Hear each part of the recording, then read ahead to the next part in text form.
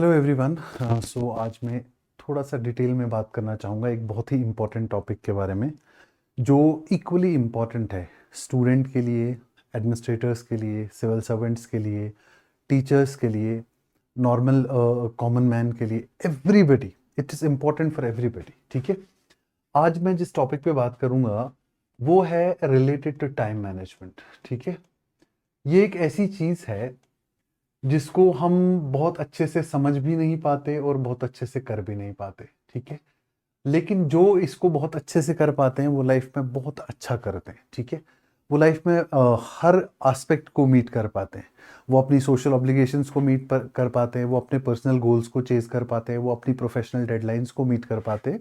ठीक है, तो इसलिए मैं ये कह रहा हूँ कि ये सबसे इंपॉर्टेंट एस्पेक्ट है हर इंडिविजुअल की लाइफ का। ठीक है, तो इसके लिए मैंने जो जिन टूल्स का यूज़ किया है समझाने के लिए, वो कुछ बहुत अच्छे स्कॉलर्स की कोट्स है। ठीक है, कुछ बहुत अच्छे स्कॉलर्स की कोटेशंस हैं जिनको मैंने टेकअप किया है ताकि मैं समझा पाऊँ, मैं बता पाऊँ, अपनी बात को सही से आप लोगों के सामने रख पाऊँ। ठीक है, सबसे पहला कोटेशन जो है वो ये कहता है कि time management is about life management. ठीक है, तो ये हाईलाइट कर रहा है कि टाइम मैनेजमेंट जो है वो लाइफ मैनेजमेंट के बराबर है, या लाइफ मैनेजमेंट ही एक हिसाब से है। क्योंकि आपको टाइम मैनेज करके करना क्या है, अपनी लाइफ को मीनिंगफुल बनाना है। ठीक है, so time management gives meaning to the life, it gives you meaning to life. ठीक है, वरना अगर आप जिंदगी में हर एक डेडलाइन को वायलेट कर रहे हो, कोई भी डेडलाइन मीट नहीं कर पा रहे, अपनी social obligations, familial obligations, professional obligations, ये सारी चीज़ों को अगर आपको मैनेज करना है, अगर आपको प्रॉपरली मीट करना है,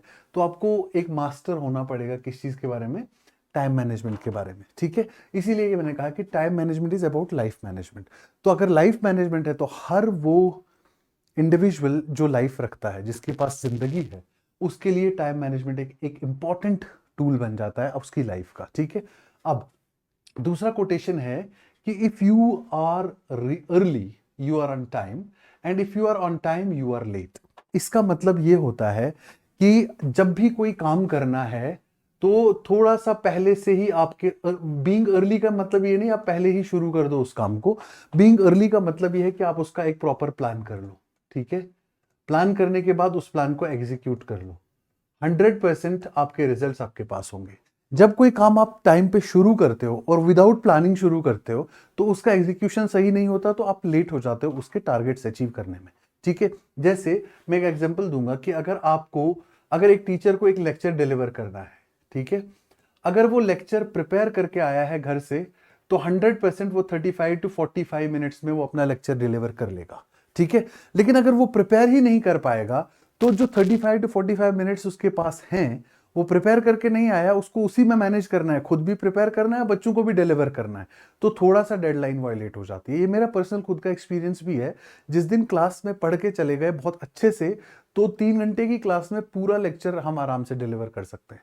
लेकिन जिस दिन थोड़ा सा कम पढ़ाई की, बहुत अच्छे से पढ़ाई नहीं की, तो कुछ चीजें अपडेशन करने में, रिकॉल करने में थोड़ा टाइम लगता है और हमारा टाइम डेडलाइन वायलेट हो जाता है। ठीक है, इसी तरह एक स्टूडेंट है जिसको सिविल सर्विसेज का एग्जाम देना है। ठीक है, अब अगर उसने ग्रेजुएशन तक पहले प्लान ही नहीं किया, ग्रेजुएशन के बाद प्लान करने लगा, मास्टर्स भी साथ साथ करने लगा, तो प्लानिंग में ही 5-6 महीने का खर्चा वो कर लेता है टाइम का, तो उतना ही टाइम वो डिले हो जाता है।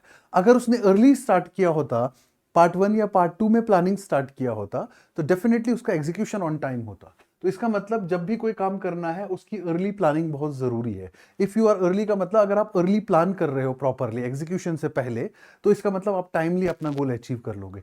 लेकिन अगर आप टाइम पे एग्जीक्यूशन करने की सोचोगे, प्लानिंग अर्ली नहीं करोगे, तो if you are on time you are already late, क्योंकि अब आप पहले प्लानिंग करोगे फिर एग्जीक्यूशन करेगा तो डिले हो जाएगा। ठीक है, this is the second quotation which says that before executing, किसी चीज को भी एग्जीक्यूट करने से पहले आप उस चीज को प्लान करो प्रॉपरली। प्लान करने में जितना टाइम लगेगा वो पहले टाइम निकाल लो, एग्जीक्यूशन के बाद वाला टाइम काउंट करो कि अब आपको टारगेट इतने टाइम में अचीव करना है। ठीक है, ये वाला कोटेशन है, where your attention goes your time goes. ठीक है, हर कोटेशन के साथ मैंने उसके ऑथर का भी नाम लिख दिया है। ठीक है, where your attention goes your time goes, इसका मतलब ये है कि जहां तुम्हारा दिमाग जाएगा तुम्हारा टाइम भी वहीं खर्चा हो जाएगा। इसकी मैं बेस्ट एग्जांपल आपको रियल लाइफ से बता सकता हूं। ठीक है, सपोज आप स्टडी कर रहे हो और स्टडी करते करते आपके फोन पे एक नोटिफिकेशन आ गया।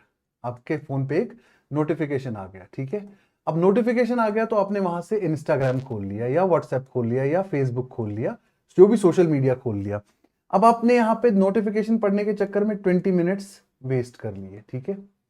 तो लास्ट पे बोल रहे हो मैंने 1 घंटे पढ़ाई कर ली, 1 आवर स्टडी, लेकिन एक्चुअली उस स्टडी में आपका प्रोडक्टिव शायद 20 मिनट ही हो पाए या 25 मिनट ही हो पाए, क्योंकि आपका वहां पे अटेंशन ही नहीं था, आपका वहां पे अटेंशन ही नहीं था। और अटेंशन हमेशा उन चीजों पे इंसान का जाता है जो उसको जिन चीजों को वो प्रायोरिटाइज करता है। तो टाइम मैनेजमेंट के लिए सबसे इंपॉर्टेंट चीज है अपनी चीजों को प्रायोरिटाइज करना, ठीक है। कुछ अब ये नोटिफिकेशन पढ़ना अर्जेंट है क्योंकि मैसेज उनकी तरफ से आया है, ठीक है, और उनका मैसेज इग्नोर करना मौत को दावत देने के बराबर है। वो अर्जेंट हो सकता है, लेकिन इंपॉर्टेंट ये था कि आप ये बुक पढ़ते। अगर आप सक्सेसफुल होते, अपना करियर बना लेते, तो उनका मैसेज पढ़ने और रिप्लाई करने से ज्यादा खुशी उनको तब होती जब आप सक्सेसफुल हो जाते। आप समझ रहे हो मेरी बात को? कहने का सेंस ये है कि प्रायोरिटीज वर्सेस अर्जेंसीज की डिबेट में हम अक्सर हार जाते हैं। हम अर्जेंसीज को प्रेफरेंस देते हैं, प्रायोरिटीज को छोड़ देते हैं। अर्जेंट कौन सी चीज अर्जेंट है और कौन सी चीज इंपॉर्टेंट है, हम ये डिस्टिंग्विश नहीं कर पाते। इंपॉर्टेंट वो चीज है जो आपको लॉन्ग टर्म गोल अचीव करने में हेल्प करती है, ठीक है। और अर्जेंट वो चीज है जो शॉर्ट टर्म के लिए आपको बचा लेगी उनकी डांट से, उनके रूठने से, उनके शिकवे गिले से। ये अर्जेंसी है, लेकिन इंपॉर्टेंट ये था कि आपकी किताब आपका करियर बनाती, आपकी पढ़ाई आपको सक्सेस दिलाती, और फिर वो भी मान जाते, उनके सब आसपास वाले भी मान जाते, और आपकी जिंदगी सफल हो जाती, ठीक है। तो always you have to distinguish between your priorities, important things, and urgencies. Urgency में टाइमली तो आप एड्रेस कर लेते हो, लेकिन इंपॉर्टेंट थिंग से कहीं ना कहीं आपको वो दूर ले भी जा सकती है। इसलिए हमेशा देखो क्या ये काम अर्जेंसी है या ये काम इंपॉर्टेंस की और प्रायोरिटी है। ये चीजों में एक बैलेंस बना के चलना, तो टाइम मैनेजमेंट बहुत ही ज्यादा सक्सेसफुल हो जाता है, ठीक है। उसके बाद क्या कहता है कि one of the worst uses of time is to do something very well that need not to be done at all, that need not to be done at all. समझ रहे हो मेरी बात को? इसकी मैं क्रिकेट फील्ड से आपको एक एग्जांपल देता हूं, ठीक है। क्रिकेट की एग्जांपल देता हूं मैं आपको, ठीक है। एक बैट्समैन क्रिकेट के फील्ड पे जाता है, वो उस वक्त विकेट रोकने की कोशिश करता है जब उनको रन बनाने की जरूरत थी। विकेट रोक लेता है, बहुत अच्छे से विकेट रोक लेता है, मतलब ऐसा कि समझो एक टेस्ट मैच बचा सकता था। लेकिन उसने विकेट कहां पे रोकी? विकेट रोकने की कोशिश उसने 2020 मैच में करी है, ठीक है, जहां विकेट रोकने की जरूरत ही नहीं, रन बनाने की जरूरत थी। तो आप कोई चीज बहुत अच्छी करते हो लेकिन गलत जगह पे करते हो, गलत वक्त पे करते हो, इससे भी आपका टाइम पूरी तरह से बर्बाद हो जाता है, ठीक है।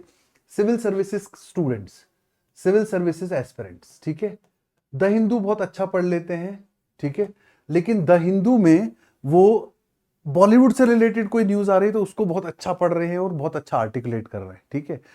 Iran, USA, nuclear deals, nuclear energy, United Nation framework convention, climate change, इन पे फोकस ही नहीं कर रहे हैं, ठीक है। न्यूज़पेपर बहुत अच्छा पढ़ते हैं, आर्टिकुलेट भी बहुत अच्छा करते हैं, लेकिन उसमें सिर्फ वो चीज पढ़ते हैं जो जरूरत ही नहीं है पढ़ने की। तो टाइम का एक ये भी वेस्टेज है। टाइम का वर्स्ट यूज क्या है कि आप वो काम कर रहे हो जिसकी जरूरत नहीं है, ठीक है। स्टूडेंट्स अक्सर एक दूसरे में अपना बेहतर दिखाने के लिए क्या करते हैं, मैंने आज घर जाके गेम खेला, उस गेम में इतना विक्ट्री किया, इतना ये सब किया, इतना वो सब किया। तुमने बहुत अच्छा पबजी खेला, तुमने चिकन डिनर कर लिया होगा 5-6 दफा में, तुमने बहुत अच्छा सॉकर का गेम खेला, तुमने मोबाइल फोन पे टॉप मोस्ट टीम को हरा दिया, ठीक है, बहुत अच्छा गेम खेलते हो, लेकिन गेम नहीं खेलना था उस टाइम पे, उस टाइम पे पढ़ाई करना था। टाइम तुमने यूज तो करा पर उस चीज में करा जो तुम्हें जरूरत नहीं थी, जो इंपॉर्टेंट नहीं थी। समझ रहे मेरी बात को? ठीक है। और मोस्टली इस चीज में गवर्नमेंट सर्वेंट्स जो होते हैं, ठीक है, मैं एक टीचर की एग्जांपल देता हूं। आज मैं स्कूल गया और मैंने पूरे दिन में क्या किया, बहुत अच्छे से मैंने ऑफिस का रजिस्टर मेंटेन करा, फलाने सप्लाईज आई, फलाना ये किया, वो सब किया, और मैंने बहुत अच्छे से ये रिकॉर्ड मेंटेन किया। आपको वो एक्स्ट्रा टाइम में करना था जब बच्चे स्कूल में नहीं थे। जब बच्चे स्कूल में थे आपको बच्चों को पढ़ाना था उस टाइम पे, ठीक है। आप टाइम के अच्छे मैनेजर नहीं हो। आप अच्छे वर्कर हो सकते हो लेकिन आप टाइम के अच्छे मैनेजर नहीं हो। अगर आपने स्कूल टाइम में ऑफिस का रजिस्टर बहुत ही नीटली मेंटेन किया, आपने उतनी ही नीटली उन बच्चों के राइट का वायलेशन किया जिनको आपको पढ़ाना चाहिए था। समझ रहे मेरी बात को? तो one of the best wastages of time is you are doing so good something which is not important to be done at all, या वो किसी और टाइम पे भी कर सकते थे आप, ठीक है। और एक लास्ट कोटेशन है, the way we spend our time defines who we are, ठीक है। वंडरफुल कोटेशन, कि हम अपना वक्त किस तरह से खराब करते हैं या किस तरह से बना पाते हैं, ये डिफाइन करता है हम हैं कौन एक्चुअली। हम अक्लमंद इंसान हैं, हम बेवकूफ इंसान हैं। मैंने पहले एक वीडियो में कहा था कि अक्लमंद और बेवकूफ में एक धागे भर का फर्क होता है, और वो फर्क इतना होता है कि वक्त जब गुजर रहा होता है, ठीक है, तो अक्लमंद उसका साथ साथ में यूटिलाइजेशन कर रहा होता है, और बेवकूफ उसी वक्त को साथ साथ में वेस्टेज करता चला जाता है। एंड रिजल्ट ये होता है, अक्लमंद बहुत प्रोडक्टिव चीजें कर लेता है अपनी लाइफ में, और बेवकूफ हमेशा लाइफ में परेशान रहता है, ठीक है। तो हम अपने टाइम का कितना सही इस्तेमाल करते हैं और कितने अच्छे तरीके से इस्तेमाल करते हैं, यही एक्चुअली डिफाइन करता है at the end of the day कि हम कौन हैं, ठीक है। एक इंसान जो अपने टाइम को अच्छे से मैनेज करता है, याद रखना उसकी हमेशा स्टूडेंट लाइफ चेक करना, वो बहुत अच्छा स्टूडेंट रहा होगा, ठीक है। उसका वो बहुत अच्छा सन या डॉटर रहा होगा, ठीक है। और जब वो लाइफ में आ जाएगा, प्रोफेशनल लाइफ में, वो बहुत अच्छा प्रोफेशनल बना होगा, ठीक है। जब वो फैमिली लाइफ में आया होगा तो वो बहुत अच्छा फैमिली मैन बना होगा, ठीक है। बहुत अच्छा हस्बैंड, बहुत अच्छे फादर, बहुत अच्छा ग्रैंडफादर, व्हाटएवर। और जब कंट्री के लिए आ जाए तो वो एक बहुत ही अच्छा स्टेट्समैन बना होगा, ठीक है। ये याद रखना कि जो टाइम का सही इस्तेमाल करते हैं, ठीक है। अब क्वेश्चन ये आता है कि टाइम का सही इस्तेमाल कैसे किया जाए। टाइम का सही इस्तेमाल करने के आसान तरीके मैं आपको यहां पे 4 तरीके बता दूंगा कि टाइम का सही इस्तेमाल कैसा होना चाहिए, ठीक है। सबसे पहले, जो आपके पास अवेलेबल टाइम है, डिवाइड द अवेलेबल टाइम। जो टाइम अवेलेबल है वो किस में डिवाइड कर दो, available time into your priorities. मैं प्रियोरिटीज लिख रहा हूं, मैं अर्जेंसीज नहीं लिख रहा, ठीक है। क्योंकि अर्जेंसीज ऑफनली टाइम बीइंग की होती हैं, प्रियोरिटीज लॉन्ग टर्म होती हैं। जैसे एक टीचर के लिए प्रियोरिटी है उसका स्टूडेंट, उसका रिजल्ट, उसका सब कुछ, ठीक है। मेरे हिसाब से उसका ऑफिस का काम, उसका रजिस्टर मेंटेनेंस का काम, अटेंडेंस का काम, ये भी मुझे लगता है थोड़ा सेकेंडरी प्रायोरिटी पे चला जाना चाहिए, ठीक है।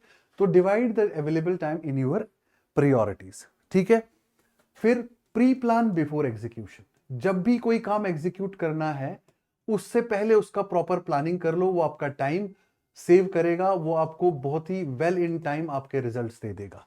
Pre plan your everything before you execute, ठीक है। उसके बाद लॉन्ग टर्म फ्रेमवर्क में अपने टाइम को डालो।